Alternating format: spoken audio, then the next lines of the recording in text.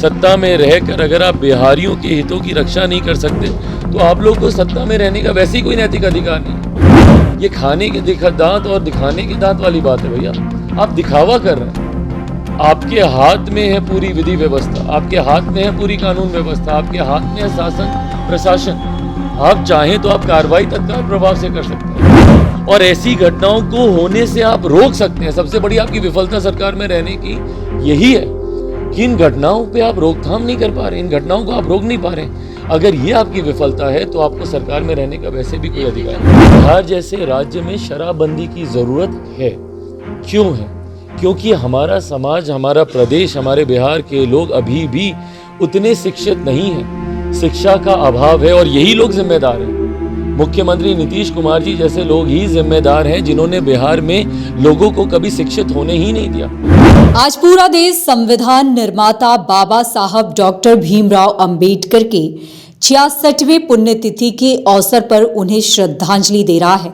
वहीं इस मौके पर लोजपा रामविलास के राष्ट्रीय अध्यक्ष चिराग पासवान ने अपने प्रदेश कार्यालय में भारत रत्न से सम्मानित बाबा भीमराव अंबेडकर के महापरिनिर्वाण दिवस पर उनके तैल चित्र पर माल्य अर्पण कर उन्हें याद किया।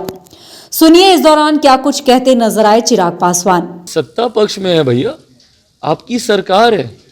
सवाल खड़े करके आप किसको मूर्ख बनाने का प्रयास कर रहे हैं? कोई अगर सिर्फ सत्ताधारी पक्ष के लोग अगर बोले कि भैया हम लोग सवाल खड़े कर रहे हैं, हम लोग इसके खिलाफ आवाज़ बुलंद करेंगे।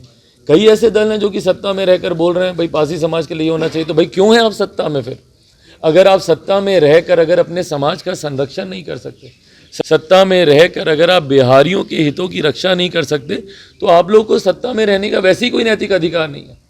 ये खाने के दांत और दिखाने के दांत वाली बात है भैया। आप दिखावा कर रहे हैं। आपके हाथ में है पूरी विधि व्यवस्था, आपके हाथ में है पूरी कानून व्यवस्था, आपके हाथ में है शासन प्रशासन।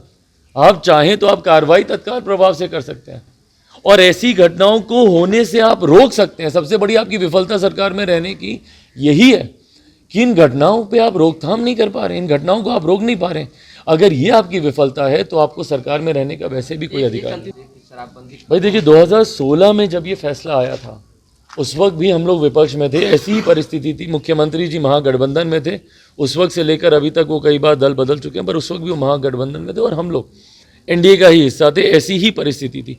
उस वक्त भी विपक्ष में होने के बावजूद मैंने शराबबंदी कानून का मैंने समर्थन किया था। बिहार जैसे राज्य में शराबबंदी की ज़रूरत है। क्यों है? क्योंकि हमारा समाज, हमारा प्रदेश, हमारे बिहार के लोग अभी भी उतने शिक्षित नहीं हैं। शिक्षा का अभाव है और यही लोग जिम्मेदार हैं।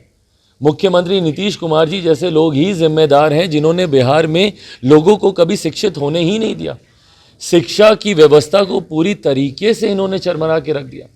परिणाम स्वरूप जो लोग इसका सेवन करते हैं वो नहीं समझ पाते हैं इसके दुष्परिणाम। वो नहीं समझ पाते हैं भैया कि शराब पीने से क्या क्या नुकसान है, क्या क्या हानि है। ऐसे में जब तक शिक्षा का अभाव है, जब तक लोग नहीं इसके प्रोज एंड कॉन्स को समझते हैं, शराबबंदी कानून का हम लोग समर्थन करते हैं। बट वहीं पर इस कानून की आड़ में जिस तरीके से समाज के गरीब वंचित वर्गों का सबसे ज़्यादा उत्पीड़न किया जा रहा है। मुख्यमंत्री क्या बोलते हैं भैया? जो शराब पिएगा वो मरेगा, पर जो शराब बेचेगा वो बचेगा। उसका संरक्षण किया जाएगा और सरकार के द्वारा ही किया जाएगा, प्रशासन के द्वारा ही किया जाएगा। जो शराब पिएगा वो मरेगा, जो शराब पीता है वो महापापी है। पर विद्वान और महाज्ञानी कौन है? जो शराब बनाता है। ऐसे तस्कर हैं, ऐसे गिरोह हैं। ये मुख्यमंत्री नीतीश कुमार जी की सोच है। एक गिरोह मुझे बता दीजिए ना मुख्यमंत्री नीतीश कुमार जी ने पकड़ा हो।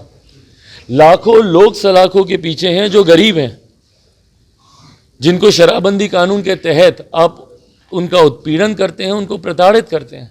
झूठे मुकदमे, झूठे केस उन पर डाल के पासी समाज के साथ आप क्या कर रहे हैं भैया? ताड़ी उतारने चढ़ता है, इसके ऊपर आप लोग शराबबंदी की धाराएं लगा देते हैं। कैसे लगाते हैं भैया?